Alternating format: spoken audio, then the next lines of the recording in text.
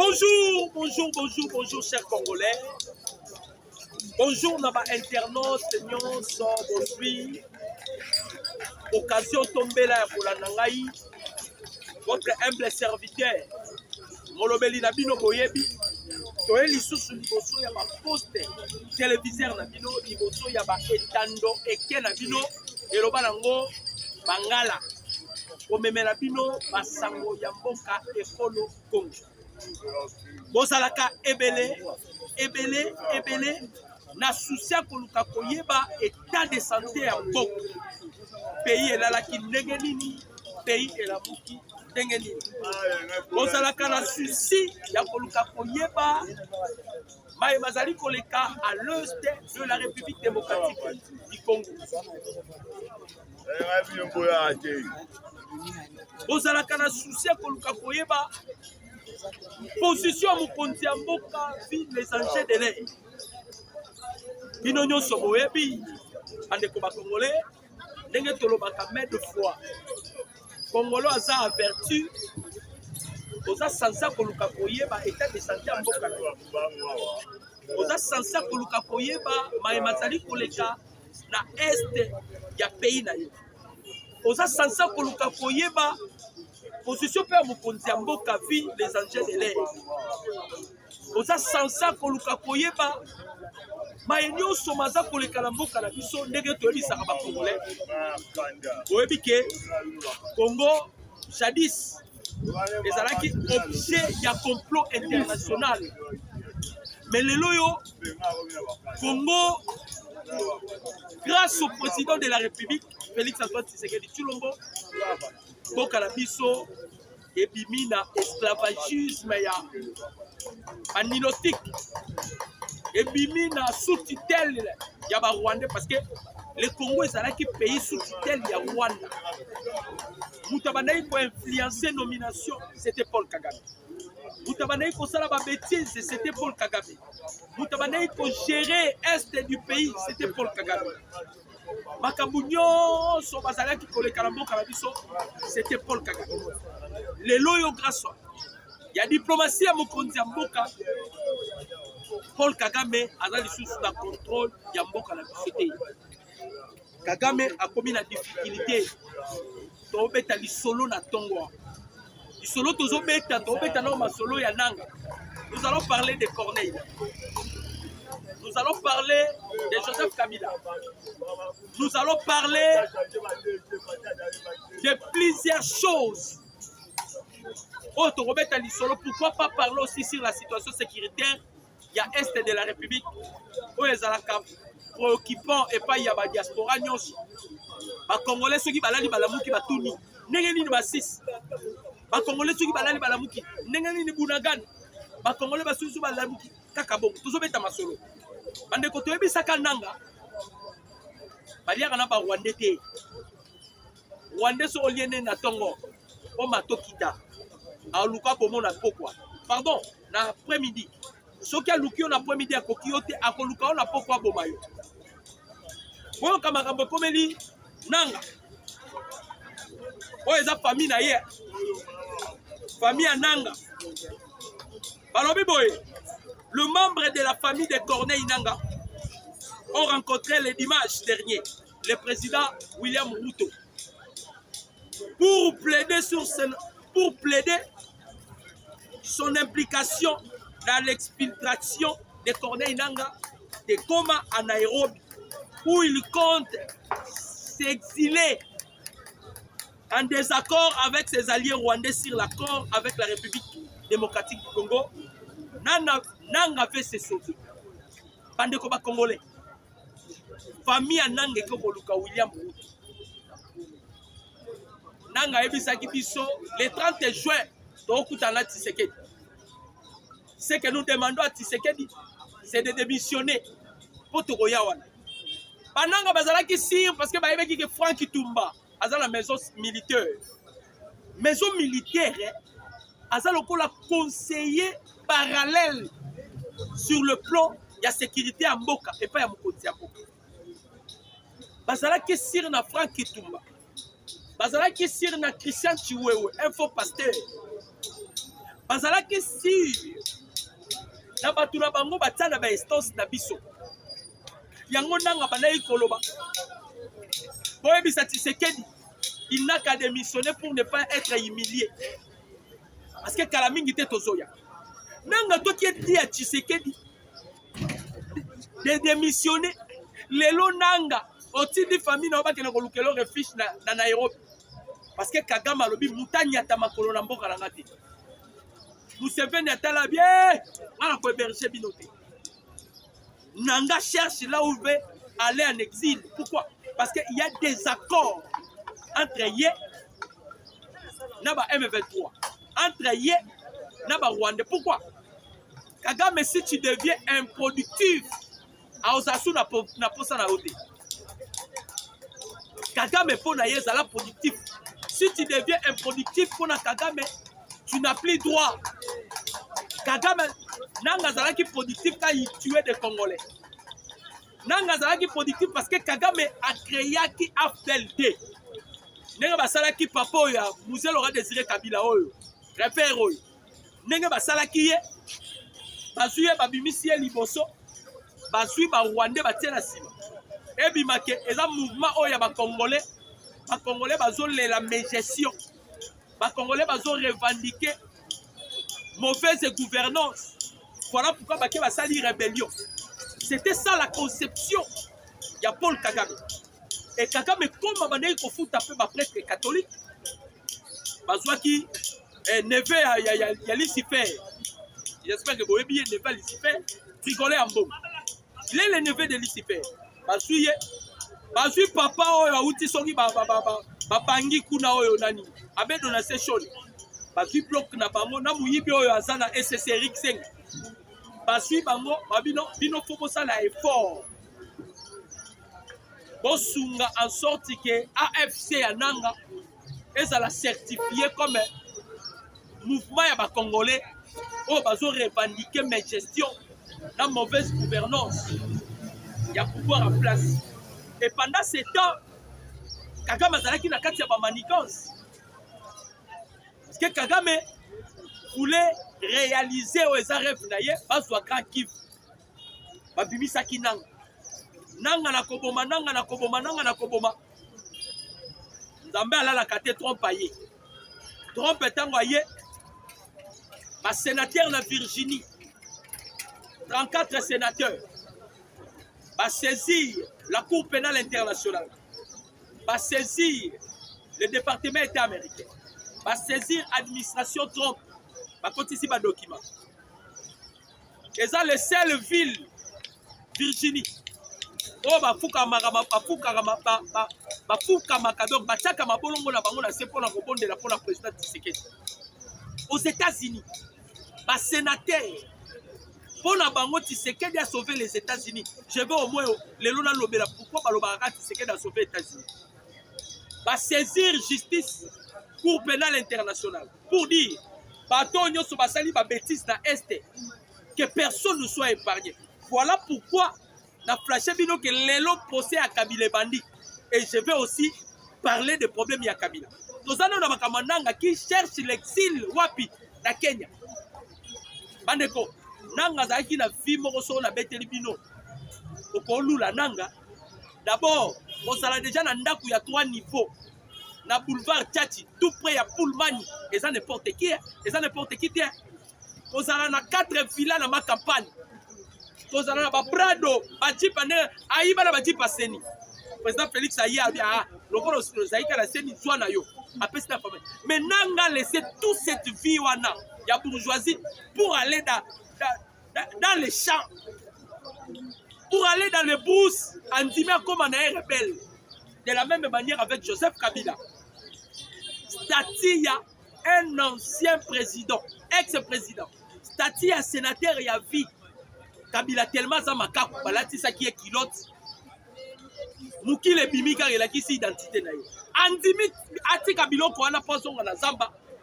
Lokola yi ataki na mutu na yeke. Et la RDC, c'est un patrimoine privé d'abord. C'est-à-dire ils peuvent faire tout. Lelo siko nanga bebani na Rwanda.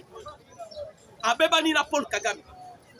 Nazo expliquer bino nanga bebani na Paul Kagame ndenge nini oyo bakomi koluka baboma ye famille na ye bake ko plaider pa William Ruto soki William Ruto akoki ko permettre nanga akende exil kuna eza lokola mutu azokiba mbula aokende kobata mambula na fleuve pour Ruto wana pe c'est un ilotique ami intime ya Kagame akozwa ma bana ba pays ya libanda ko kende te bango kaka Afrika wa eloko nini basirikeli nanga epa ya Kagame Kagame azalaki na intention ya koya na ye na Goma na Bukavu te bamindele bandeki kokopere na Kagame bapesaki Kagame basiti oyo Kagame fo atika asukaka eza bamasisi bakote kuna likolo kuna ozoyiba wana tokozala na facilité ya koprotege yo tokozala na facilité ya kodefendre yo voilà mbula na mbula Kagame asalaka makambo wana abomaka asalaka nyonso asalaka on n'a jamais condamné Kagame pa bamindele nanga ntango bapesi ye monopole bapesi ye tete ya bayeme betwa nanga proposé Kagame alobi no foto komaka Kinshasa Kagame va demander à nanga tokoma Kinshasa oza siri ke tokokoma Kinshasa o tokokoma souci ya nanga ye pa ya akoma mokonzi awo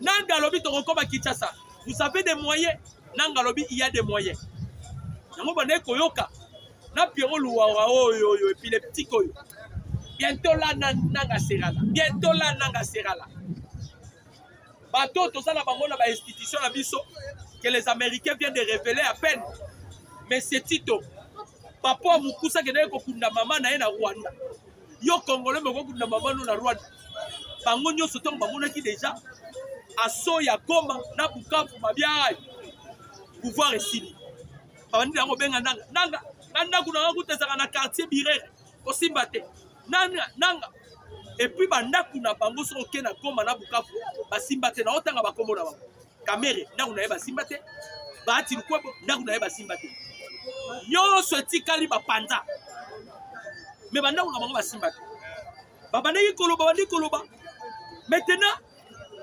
aso ya Goma na Bukavu ezalaki piège mpona Kagame a violé la charte des Nations Unies.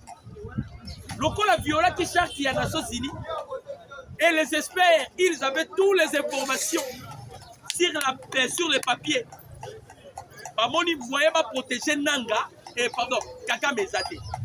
Neba makambo boti ya badoa ya Washington. Maintenant Kagame se rend compte mutatiene erreur eza Nanga.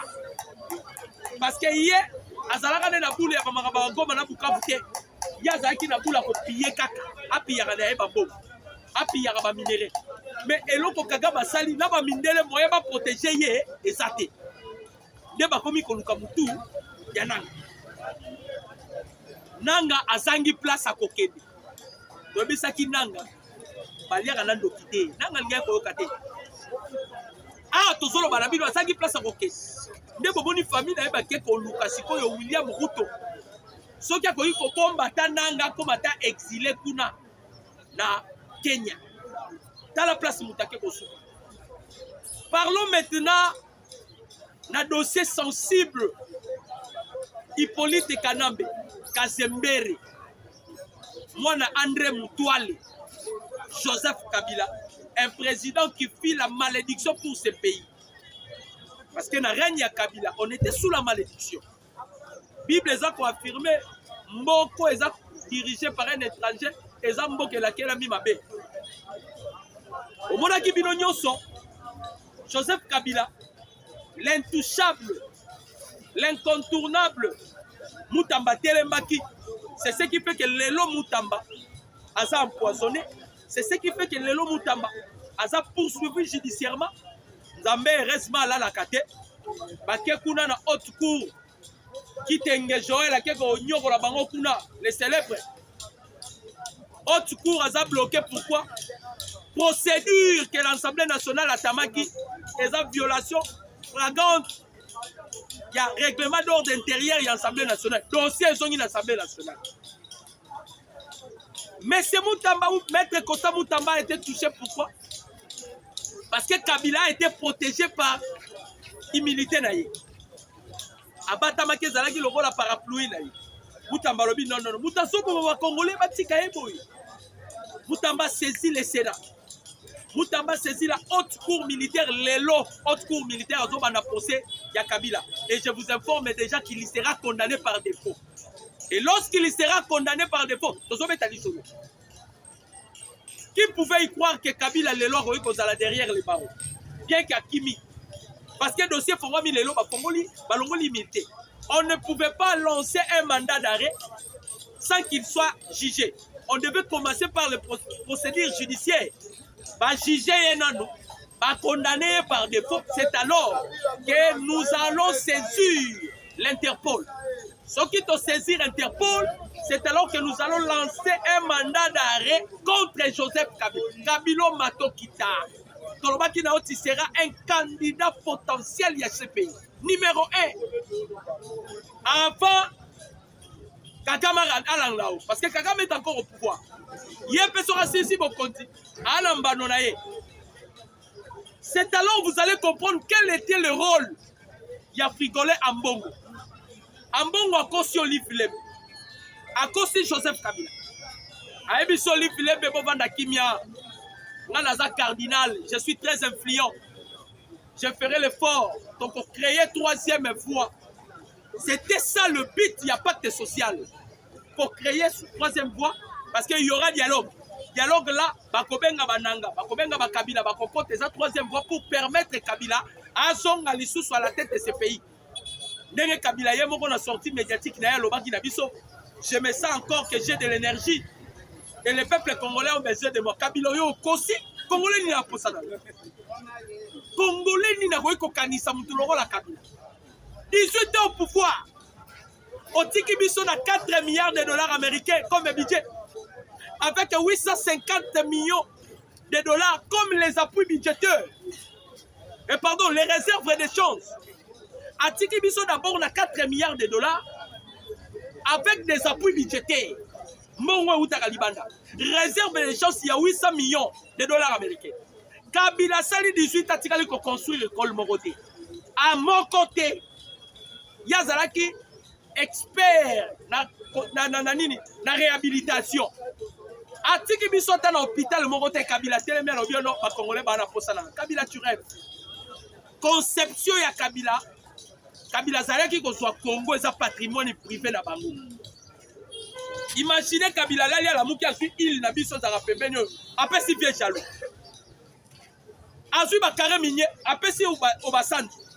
Azui bakare minye apesi papa Mouyibi Otabumbe. Donc Kabila faisait monnayage ya Congo.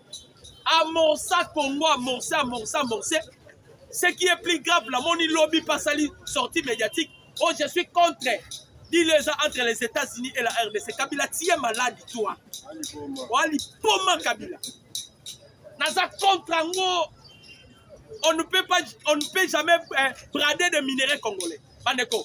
Le président Tshisekedi n'a jamais bradé les minéraux. Tu es Sarabatu.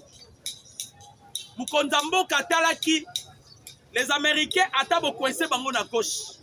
Bakoyi ko créer groupe de rébellion mususu. Bakoyi ko piller binoka ba minéraux. Le chef de l'État est allé en contact avec J.D. Vance, le vice-président des États-Unis d'Amérique. Ayebisi J.D. Vance. Et là, on dit que Kagame appelle ça Rabinonga Tshisekedi na repesa binoke. J.D. Vance a fongo limite. Wana salami na Allemagne na Monique.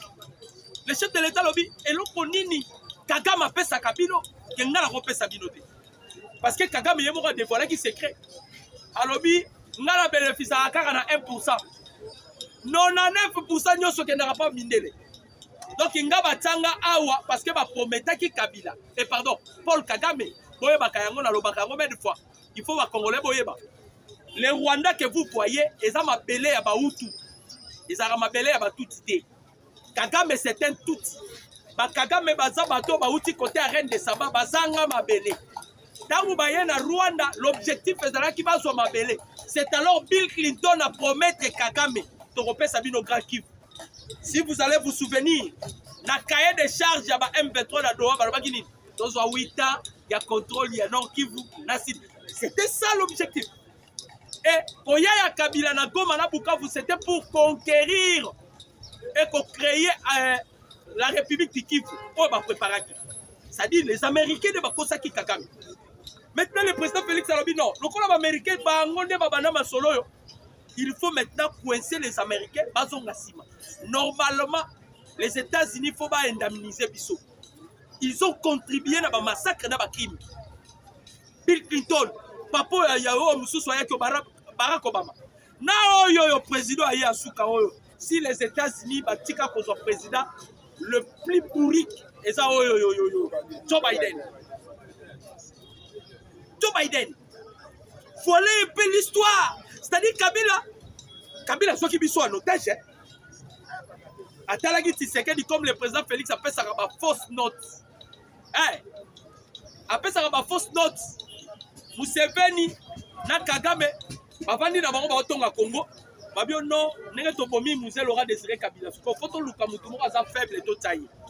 C'est pourquoi ils ont appelé ça biso Kabila. Babi tokoki ko permettre ete Congo à la diriger et pas Mobali.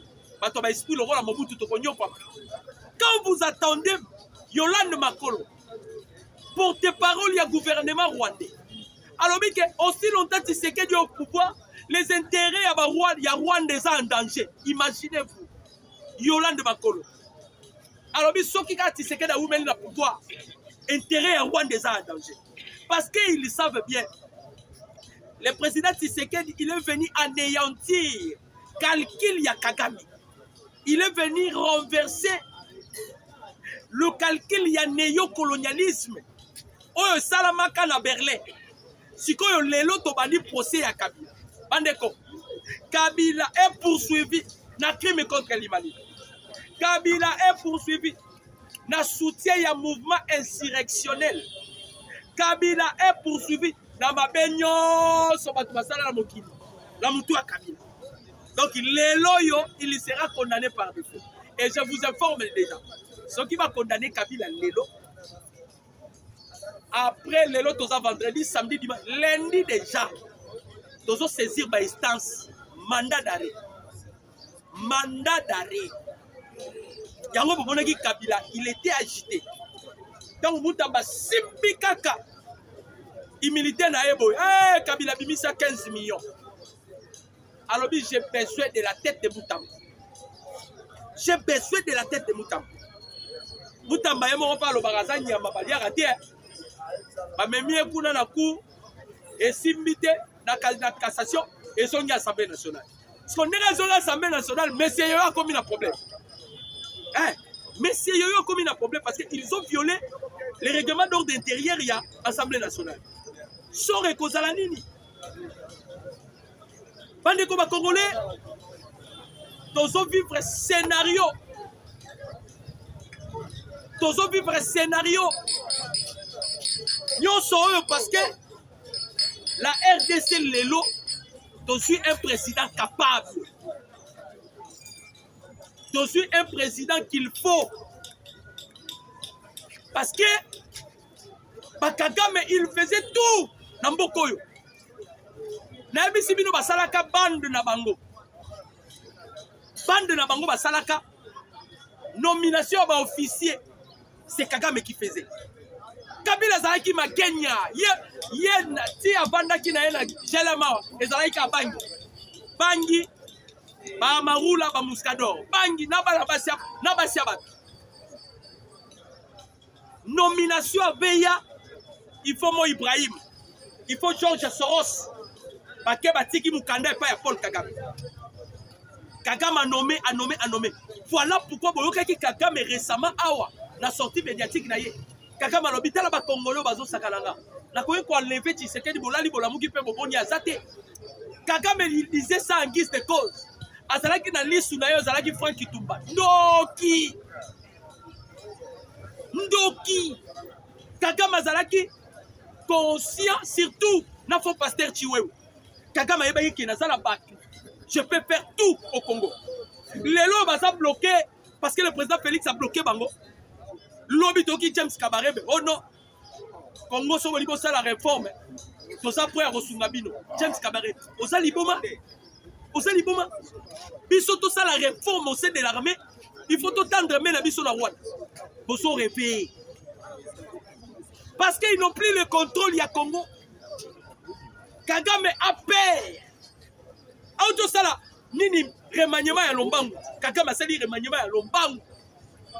Bobi pourquoi sali remaniement? Ba sali réunion lobby. Kagame a bien sali remaniement parce que Tshisekedi n'a pas américain. Na Blackwater, bah ça déjà en contact. Na certains politiciens rwandais. Bah on y a pas l'ongolanga la pouvoir. Yango na sali remaniement na Lombangu pour me protéger. Kagame a sobo sana. Les jours où il a insulté Donald Trump, alors que c'était stupide, c'était bourrique. C'était le même jour où Donald Trump a dit qu'il a relaxé sa moto pendant Naza Liboma. Il a relaxé que Naza stupide.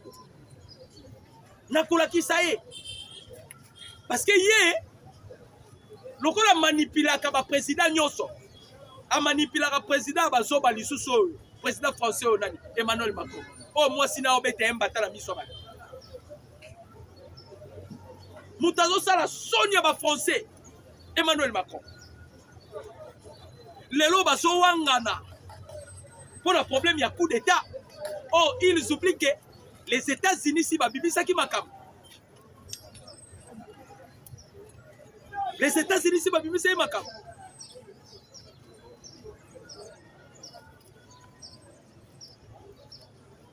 Hein? Les États-Unis, si babibi saki makam.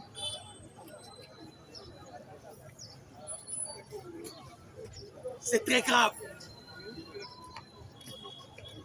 C'est très grave. Peuple congolais, ndenge tolobaka kaka eloko na eloko eza na tanango. Eloko na eloko eza na tanango. Mon numéro c'est plus 243 89 63 95 965. Mon numéro c'est plus 243 89 63 95 965. J'ai dit et je vous remercie.